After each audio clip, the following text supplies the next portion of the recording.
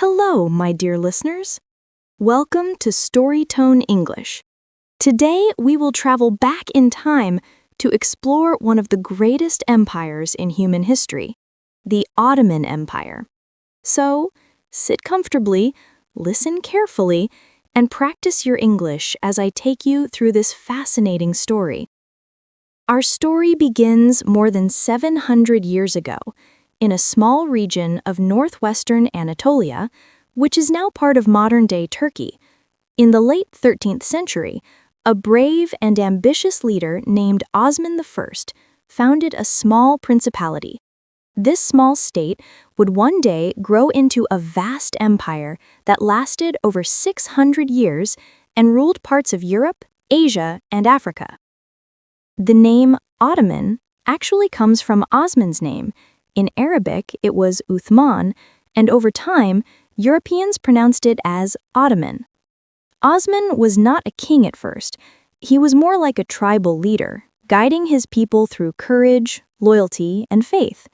Under his leadership, his people began expanding their land by uniting nearby tribes and capturing small Byzantine towns. After Osman's death, his son, Orhan Gazi, continued his dream. He conquered the city of Bursa in 1326, which became the first capital of the Ottoman state. This was a turning point. From a small tribe, the Ottomans became a true kingdom. But what made them so successful? It was not just their soldiers. The Ottomans were smart administrators. They allowed different religions and cultures to live together under one rule. Muslims, Christians, and Jews all were part of the Ottoman world. This idea of tolerance made the empire stronger and more stable for centuries. Now let's move to one of the most exciting chapters of this story, the conquest of Constantinople. In the year 1453, a young sultan named Mehmed II, also known as Mehmed the Conqueror, did what no one before him could do.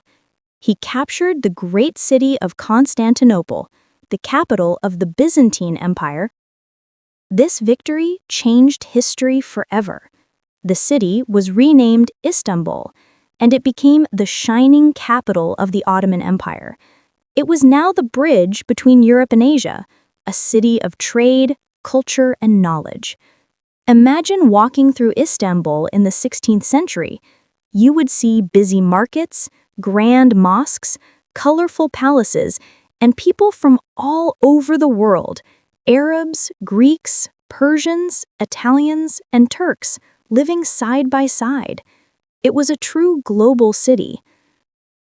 One of the most famous rulers of this time was Suleiman the Magnificent, who ruled from 1520 to 1566.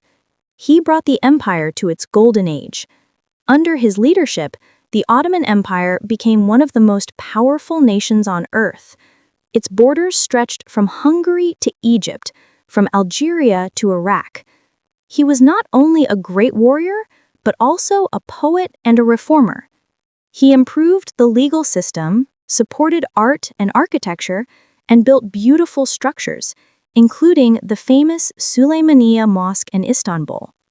During this golden age, the empire also became a center of science, culture, and trade. The Silk Road passed through Ottoman lands, connecting the east and west. Merchants brought silk, spices, and gold, and ideas flowed freely across continents. The empire was rich, powerful, and respected. But as we know, no empire lasts forever. After Suleiman's death, the Ottoman Empire began to face challenges. New trade routes around Africa reduced their control over commerce. European powers, such as Spain, Portugal, and later Britain, began to grow stronger. Inside the empire, corruption, political struggles, and slow reforms weakened the system. In the 17th and 18th centuries, the Ottomans tried to modernize their army and administration, but it wasn't easy. The world was changing fast. Industrialization, new weapons, and modern governments were rising in Europe. Still, the Ottomans managed to survive for centuries more, showing incredible resilience. The 19th century brought even more challenges.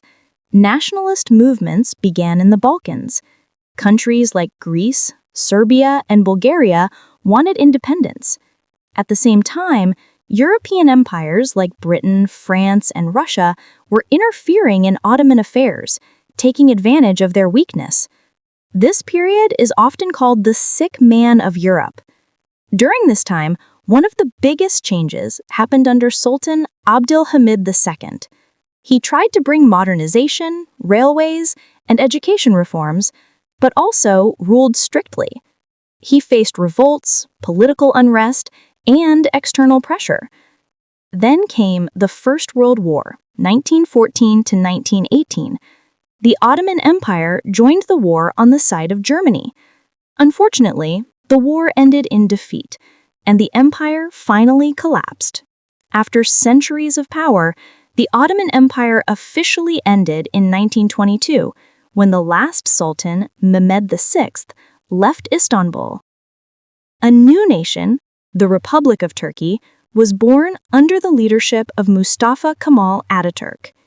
And that was the end of an era, an empire that once ruled 3 continents and influenced the world for over 600 years. But even today, we can still see its legacy in the architecture, food, music, and culture of Turkey and many other countries. The story of the Ottoman Empire is not just about kings and wars. It's a story about how people of different languages, religions, and backgrounds lived together and built a civilization that connected the East and the West. It teaches us that history is never just about power. It's about people, ideas, and the world they leave behind.